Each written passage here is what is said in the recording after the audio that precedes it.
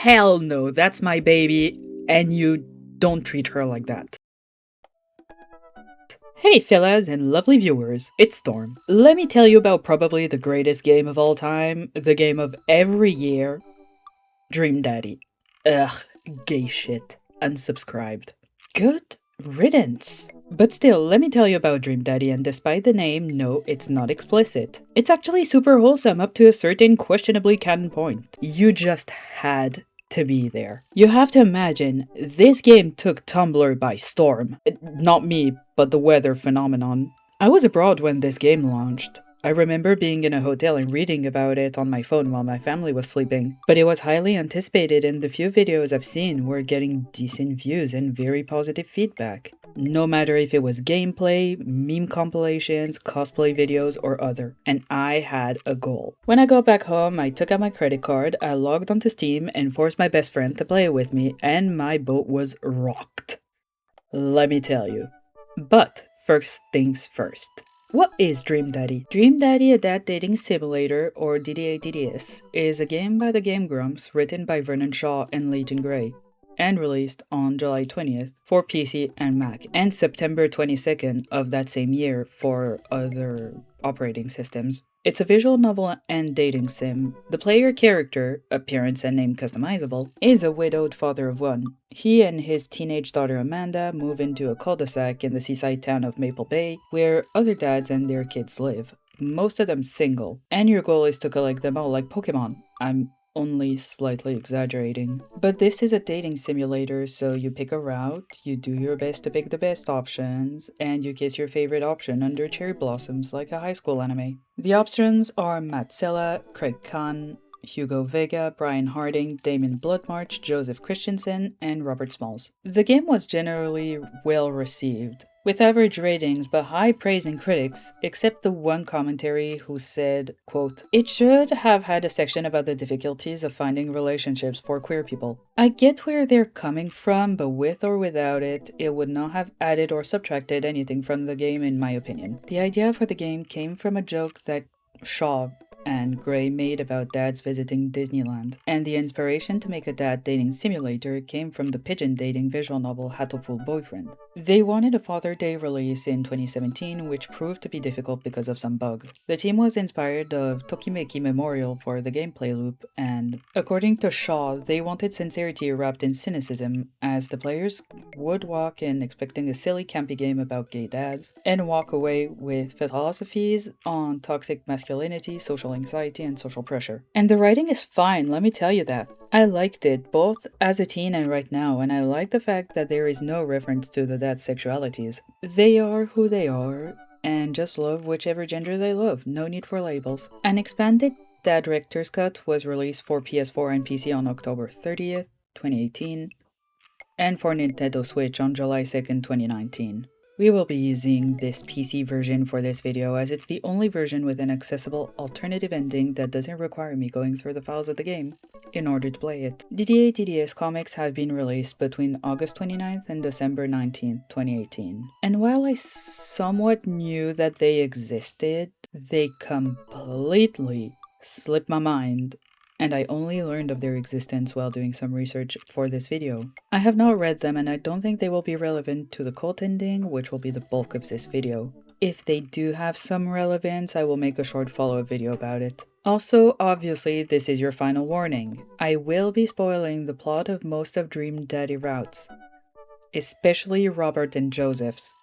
If you want to play the game, do it now. It's cheap and easily one of the best VNs I've ever played, and that means you, Rain's roommate, play the game before watching it, do not watch this video. And yes, that is despite its controversies with huge air quotes. 99% of it is stupid fandom discourse, and I am so thankful for the block tag feature on Tumblr. More sites should do that. The game is fine and respectful, guys, I swear, and this is coming from the target audience. We don't have time for all that. We're here to romance the elves and get indoctrinated by a murder cult. If you're only here for the creepy cult ending and the phenomenon surrounding it, please skip to the timecode on screen.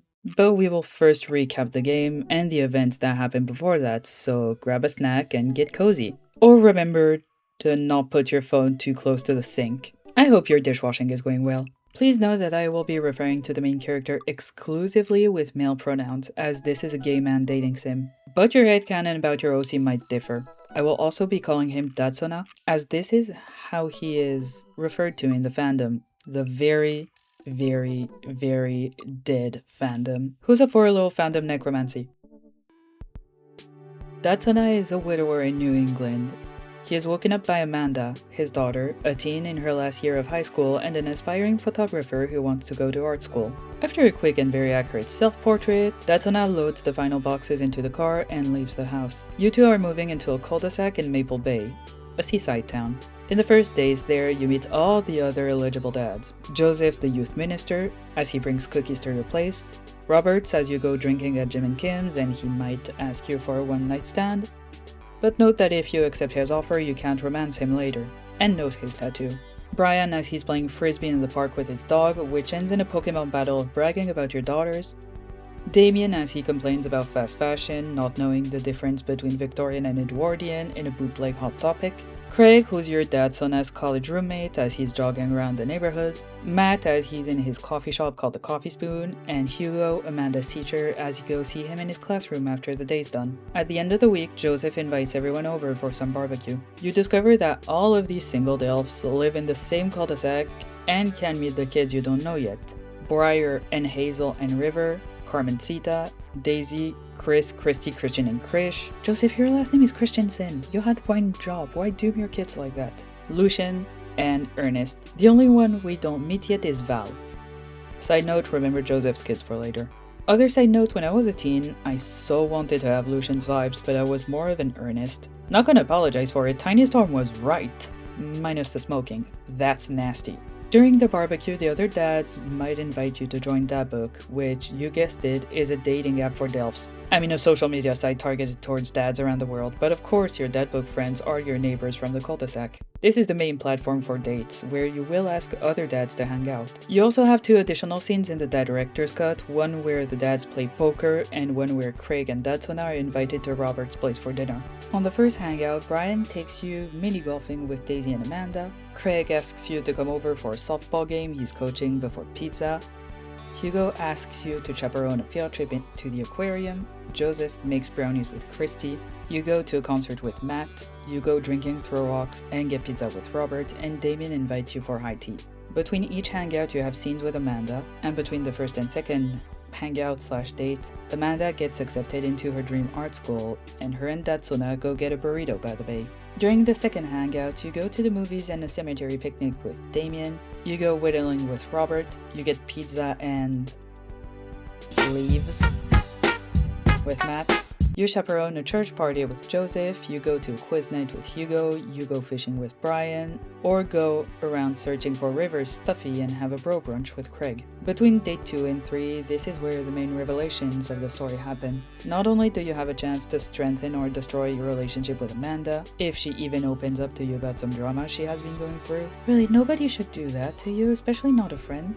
But if you go through both Robert's and Joseph's first dates, you can have a scene where you walk Mary home from the bar, commenting that Datsuna is not Joseph's type, which is not referring to her, but to Robert. However, if you did not go on a second date with Joseph, she will apologize for her abrasive nature and any hurt feelings. The third date is the point of no return. Hugo goes hunting with Robert, watch wrestling with Hugo, search for a lost dog from the shelter with Damien, go camping with Craig, go to a state fair with Brian, play music at Matt's open mic night, and go out at sea on a yacht with Joseph. You could also have a scene between Joseph and Robert if you decided to go with Joseph.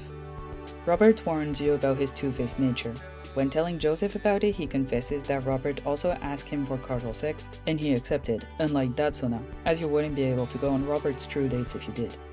He swears up and down that it's behind him and only once, and Datsuna isn't mad. Although the picture in Joseph's yacht seems to imply that it was for more than a single night. After the third date, it is shown that Amanda graduated college. On top of a gift, Datsuna organizes a graduation party for her with mac and cheese bar and everyone in the neighborhood. If you have a good relationship with Amanda, she will give Datsuna a present too. Then she goes to get ice cream with her best friends and says that someone is waiting. As I said, school anime style, the last scene is under a cherry tree with a person you started dating. Or not. depending on the outcome of your dates. The cult ending was supposed to happen between Joseph's ending and his third date, and it's called Escape the Margarita Zone. I'm not sure Tumblr user Pemu was the first to find the code for the cult ending, which was first labeled level 18 in the game files. I remember another post where the person was losing their absolute shit over this, finding sprites and generally being more and more surprised and confused as they fell into the rabbit hole.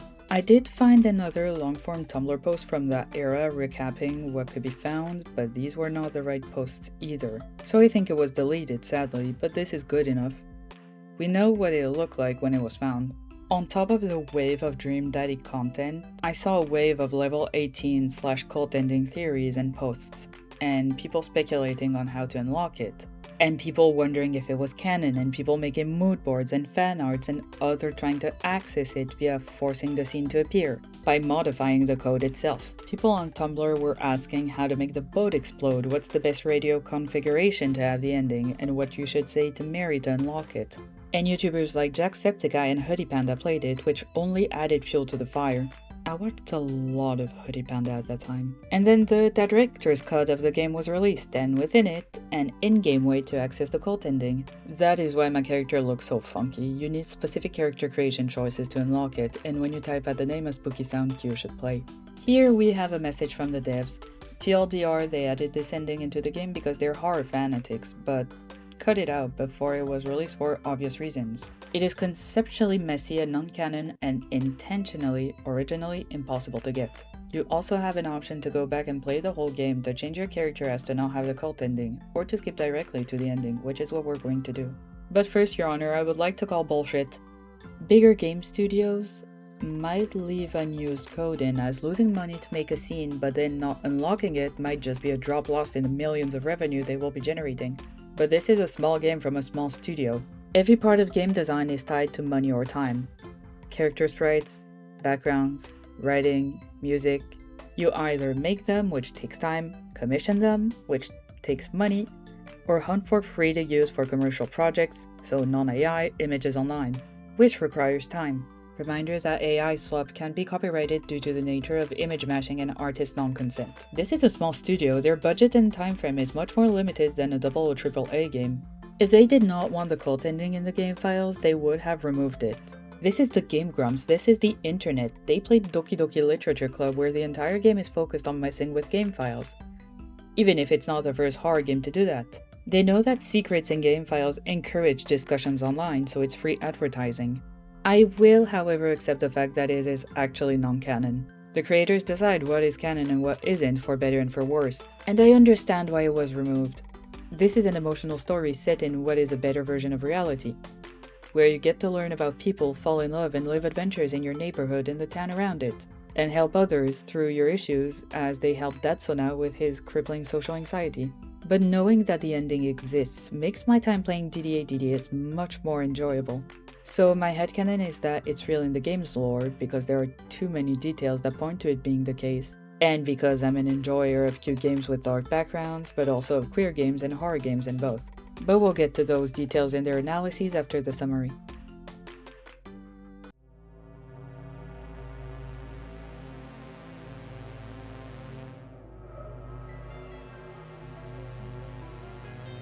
Datsuna wakes up tied to a chair in a dungeon underneath the cul-de-sac. Although you learn that later in the chapter. He believes he's hungover, having drunk too much on Joseph's yacht. He then believes he's dreaming, but Joseph confirms that it's real. After a few terrible puns, he also confirms that he can read minds, as he heard all of those thoughts Datsuna had about a married man, and chastises him for it, calling it a sin. Bold fucking statement from the entity that cheated on his wife at least twice. He reminds Datsuna about who he is and reminisces about the hangouts they had together, before reintroducing himself as having an alcoholic whore wife whose life he destroyed. I mean, at least he's self-aware. He then says that his kids aren't his kids, but vessels. Datsuna then, rightfully so, wants more explanations and says the whole minister thing was just a front for this weird sex dungeon.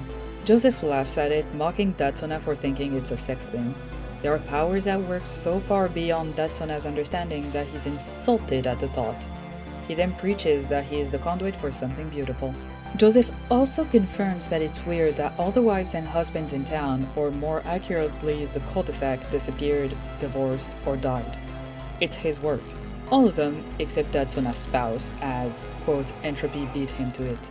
Maple Bay is a psychic beacon of power, but it requires sacrifice, as he is, or believes he is, the ancestor of Jonah, and the Eternal King will return to life after 100 million years, and to do that he needs the shame of the celibate dad's failures, as Joseph destroys their lives. Datsuna threatens Joseph not to touch Amanda, and Joseph says he wouldn't, before saying that Datsuna's dear friend Robert needs another visit from the Dover Ghost.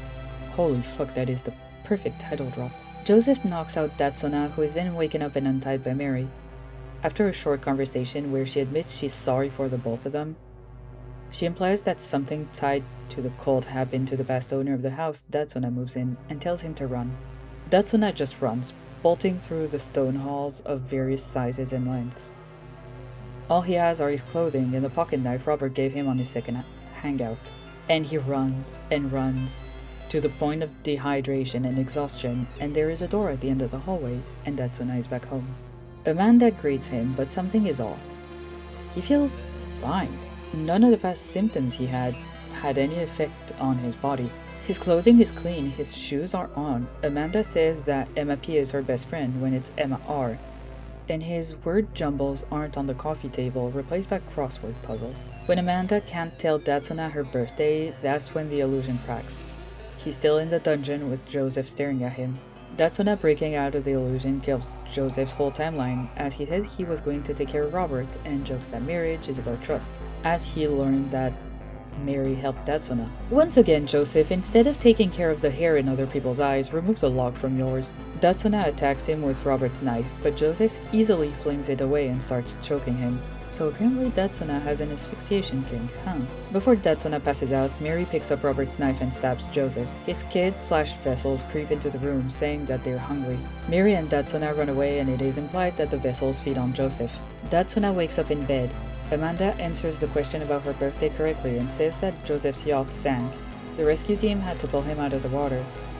Joseph was embezzling funds from the church and no one saw him since. A detective enters the room with Mary, Saul Graves.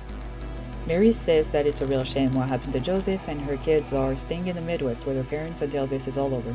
Which is a lie, of course. Good for her. Be free, Queen. Detective Graves confirms that there's mysterious forces at work in Maple Bay. It's his job to get to the bottom of what he saw down in the dungeons. He orders Datsuna to live a good life, to be happy, to raise his daughter, to fall in love, etc. He says that he's also a single dad of a son named Barry. And he says that the single dads have to help each other out. He also gives his card and offers Datsuna to give him a call if he's not doing anything later. Once again, I understand why the ending was cut off, as it doesn't fit with the tone of the game at all. This is something you would see in Night in the Woods, not necessarily a dating sim in the vast majority of cases. But once again, I enjoy noting that it exists, and it's technically in the game. It's non-canon, so picture it as canon is your save file or not, whatever makes the game more enjoyable for you. Now, we're going to talk about religion, specifically Christianity, cult indoctrination, cosmic horror, and all that fun stuff. As you may have gotten, Joseph's entire family is named after the earthen father and mother of Jesus Christ and Christ himself. His last name is also Christensen, which means son of the Christian or son of Christian in Danish or Norwegian. Can we talk about how stupid the name Christian Christensen sounds? I'm sorry to talk about this again, but there were probably some Mormon virtue names he could have used, because let's be honest, he gives up Mormon vibes. Christian Christensen. He really did not love his kids. Now, I do not have all the knowledge in the world about religion and religious trauma.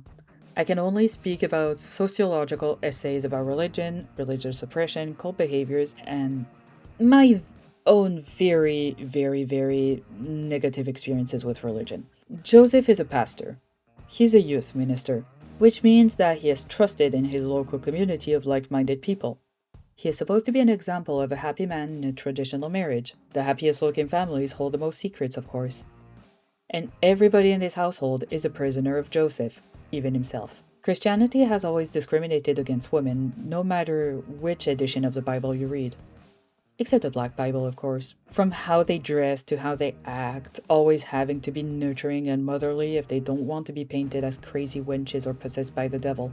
They are held up to much higher standards than men, and this starts way younger for girls than for boys. And even today, in some branches of the faith, women belong to their husbands like they're cattle or incubators. Mary is obviously not happy as a religious housewife. She knows about her husband's affairs, she doesn't care for her kids' education, and she tries to waste her life away by messing with people at the bar and drowning her sorrows in wine. She probably either had a gunshot wedding with Joseph or married him because it's the next logical step. You get married, you have a few kids, you pay a mortgage, you raise the kids in a house with a white picket fence, you retire to Florida, and you die. You know, like in the 50s, even though this pressure and oppression has very sadly existed for a long time, dating back to the first texts ever found. I do not have time for a crash course on sex and gender and its evolution throughout the years from the Stone Age to 2026 in regards to faith and social dynamics and scientific discoveries of each time period. It would take way too long, and we do not have time for that. Mary shows exactly what happens to oneself when they go against their gut feelings and shut themselves in a box because of social pressure. You're left with a shell of a person. Her stabbing Joseph was her breaking point. She sees how Joseph destroyed her life, his life, the lives of so many others. And Datsuna was lucky that she told herself no more victims. She's insanely resilient. Despite all she has been through, she still finds the physical and inner strength to stab her terrible husband and haul Datsuna's ass back to reality. I hope she gets to heal from this. Who's to bet that Christy will have a very different upbringing than her brothers as the only girl and will be forced to help her mom while the boys do nothing and the cycle will continue? Show of hands, please.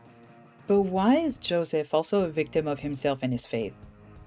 Because the writing in the Bible is falsely taught as men, usually men, of the cloth pick and choose what they want to preach to fit with their version of Christianity. Source? I experienced it as my creator Rain was raised in Catholic schools, not always the same one. He often changed schools. And all the pastors were pretty much aligned, but the details were always different no matter who you asked. Back to Joseph. For example, man shall not lie with boy condemns pedophilia, not homosexuality. However, for the longest time, mistranslations, poor understanding of religious texts, and illiteracy was fuel for queer oppression. I don't want to say that Joseph is bisexual because the terrible stereotype of bisexual people cheating on their spouses is a very, very tired trope and one that is absolutely one that does not reflect reality. So I personally think Joseph is a gay man and Mary is a beard, so a woman married to a gay man to give the illusion of heterosexuality. He claims to be a descendant of Jonah and wishes to revive the Endless King from a 1,000-year slumber. Now, Jonah is a key biblical figure and the fifth minor prophet from Christianity, Islam, and Judaism. The book of Jonah details his reluctance in delivering the judgment of God after he is swallowed by a large fish, although most art shows him swallowed by a whale, so a mammal, and released. He returns to his divine mission and symbolizes repentance. This parallels Joseph's obsession with the sea and sailing, where a boat is also a symbol of escapism, of leaving a past behind for a new adventure.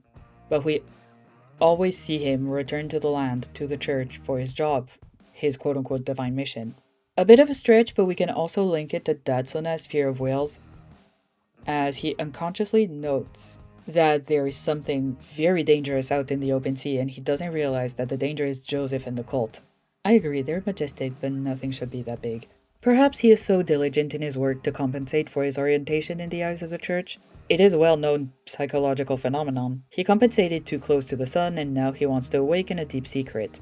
Who knows why? If we go by the theory that Joseph grew into his powers after being human, then my previous statements hold. But if we go by the theory that Joseph just spawned out of evil forces, then he might be playing the good husband just to get a good public opinion of him. More respectable. You do catch more flies with honey. It is also confirmed that Joseph can shapeshift. He is the Dover Ghost, he is what Robert saw in the wild, and it is also what Robert and Datsuna saw and heard on the Outlook as they were whittling, probably dragging the body of another unfortunate parent.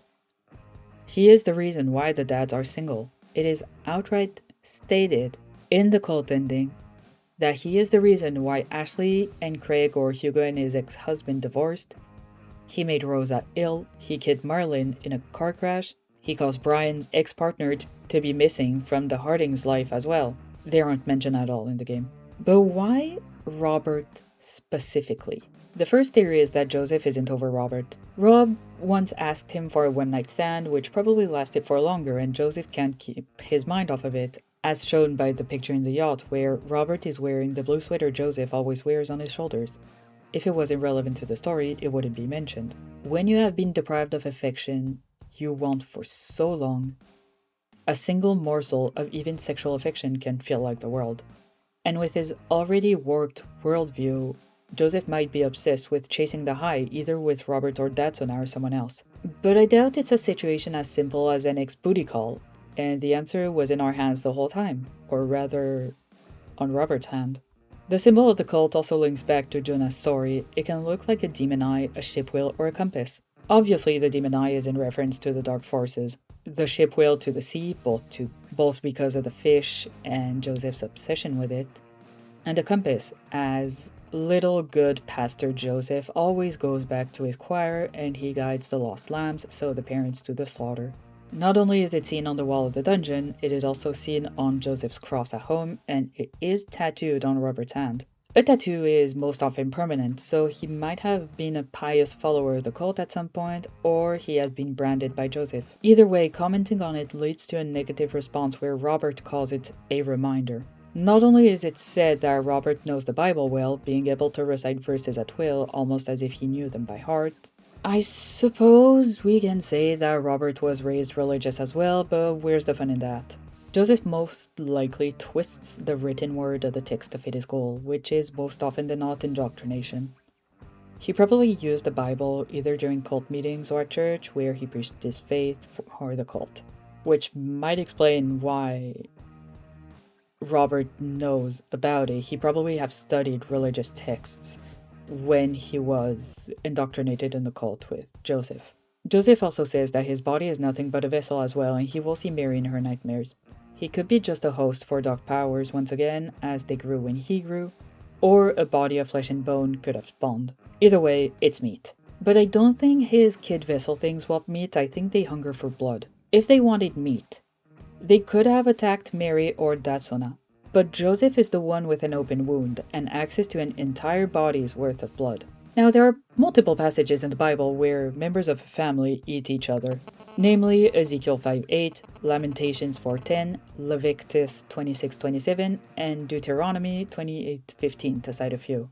This is completely a stretch, but not only is it a horror trope to subvert expectations, as nobody would imagine a child feasting on their parent, outside of a horror setting, but it could also be Joseph's punishment for all the suffering he caused, as all of these verses are linked to divine punishment or warnings. This is a tale of creation going against its creator, which is contrary to what every single religious organization teaches you at a young age. What could be a more striking expression of liberation than killing your captor and desacralizing their body via a bloody barbecue? Do I really have to add in fiction everywhere? You have a brain, you understand context. We don't know what his vessels are. We don't know what their role is in this cult. We just know that they are hungry. My theory is that it's a cycle. Joseph also hungered for blood as a child and maybe doesn't anymore. But he amassed enough power to carry on the quote-unquote burden of banging every single parental couple or throuple in sight and push them to divorce or kill their partner to channel the forces at bay.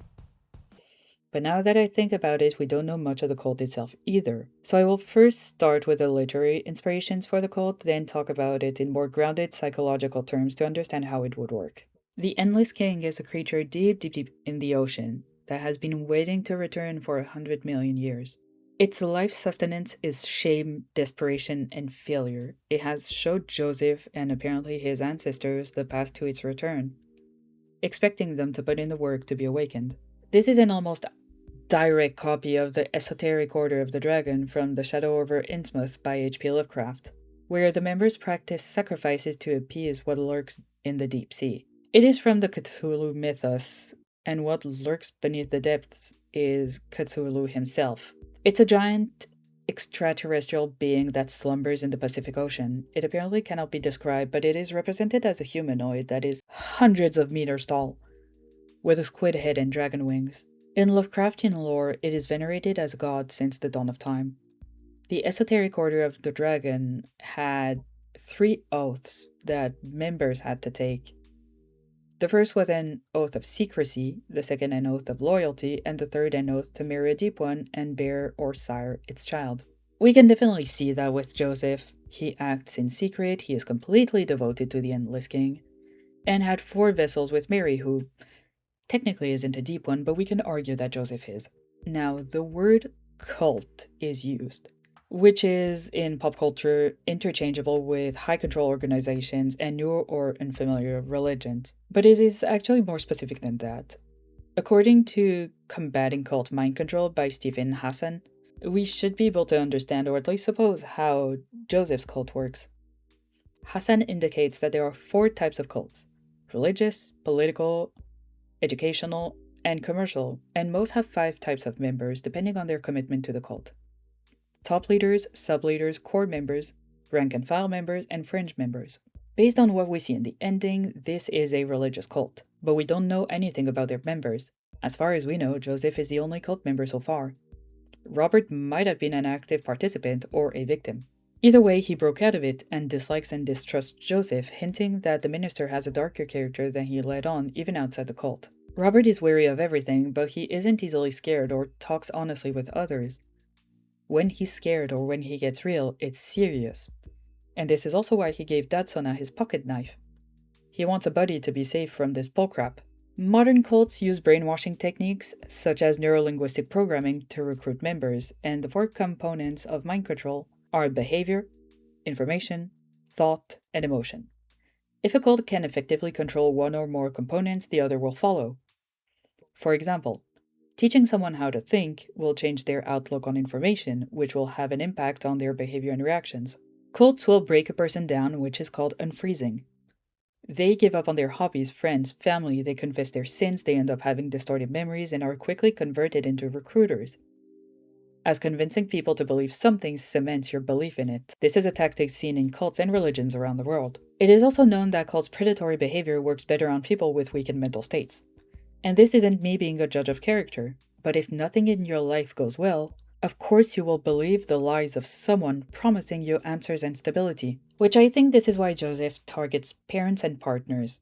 Of course, being a widow or widower is not the same as going through divorce, but it is still a hardship and turbulent time, and add a kid or more into the mix and your levels of stress could set off gunpowder. His recruitment technique is simple.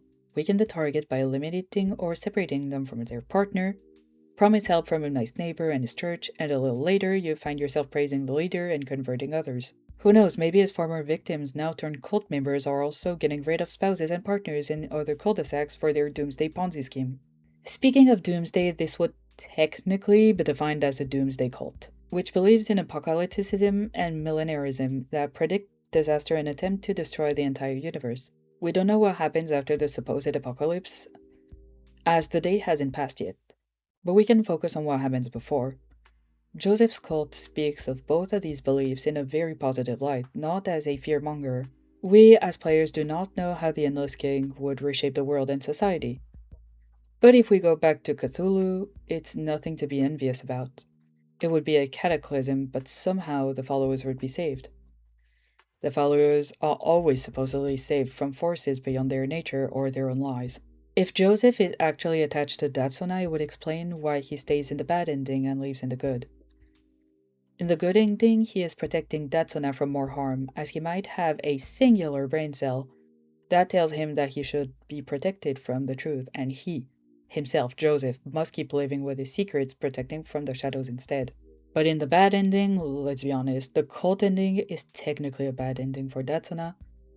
We'll talk about that in a few seconds. Joseph stays.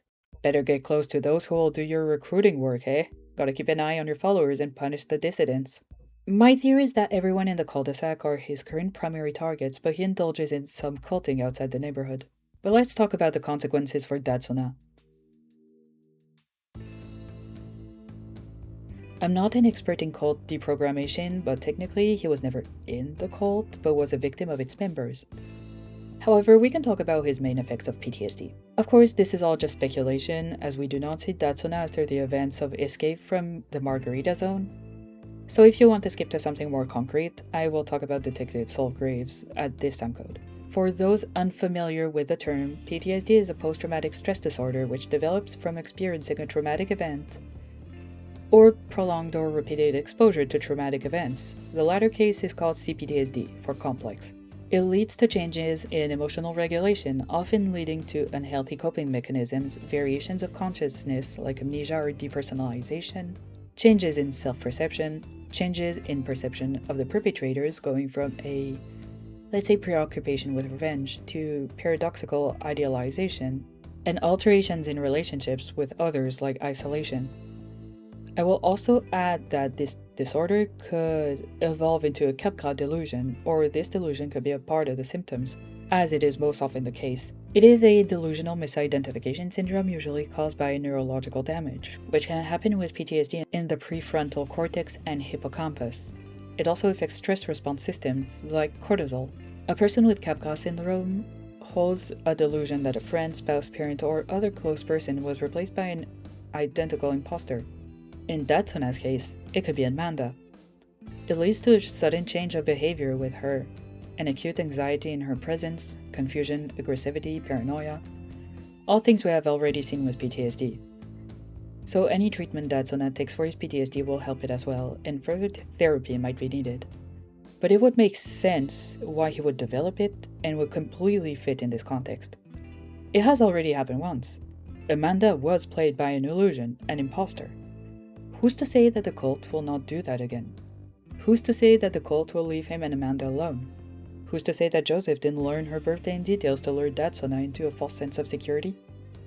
But with proper help and treatment, Datsuna could heal from what he went through, and Amanda can heal from thinking her father was dead out at sea. And move away, guys, this cul-de-sac is not safe. Maybe calling a detective might help? I said it once. No, I didn't. And I will say it again. Mr. Detective, aka Saul Graves, was supposed to be the 8th romanceable father from Dream Daddy, a Dad Dating Simulator. Concrete reason number 1. It is not in the game itself, but the game UI. The menu here looks like it could fit an 8th pinup image. Concrete reason number 2 is that he's literally also a single dad caught up in the mess, like everyone here. Concrete reason number 3, yeah, I don't have much to go off on.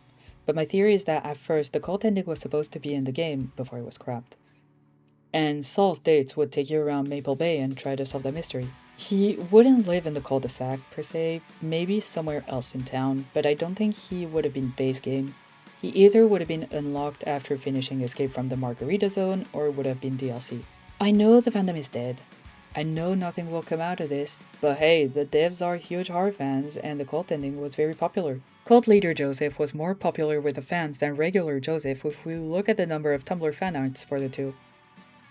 I am hoping for a 10-year-old anniversary DLC that actually comes out on Father's Day like the game's original plan, featuring Saul as a new romance route. I don't mind it being a paid DLC as the story is technically non-canon and just a fan route if you want some more cosmic horror in your game. If not, I swear to the universe that I will make this mod myself. I need this lore like I need electricity to live. I do fear that his route would end up being a massive info dump about the cult, but I would love to know more about Saul as well. How did he end up here? Who was his partner? Is Barry his son? Stepson? Ward? How old is he? Was he always a detective in Maple Bay? Maybe I'll never know. But I want to hear your headcanons below, for him and all the dads. I love this game. I love this game. I think it's one of the best romance-focused visual novels I've played so far. It's wholesome, it dives into deep topics with a very human and emotional lens. It has dogs. It is genuinely one of the funniest things I've ever played. The writing is top tier and the art is beautiful and the music is soothing or tense when it needs to be.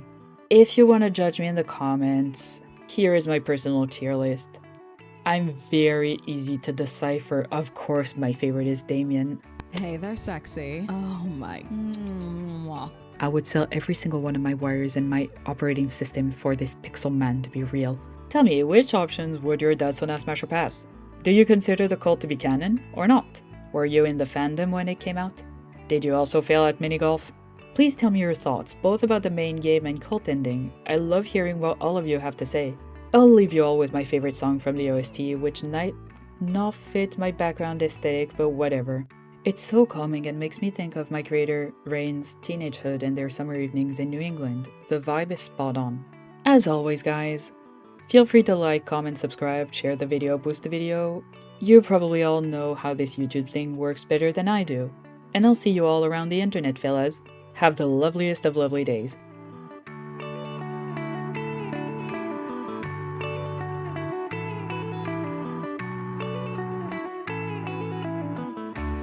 Maple Bay is a psychic of bacon.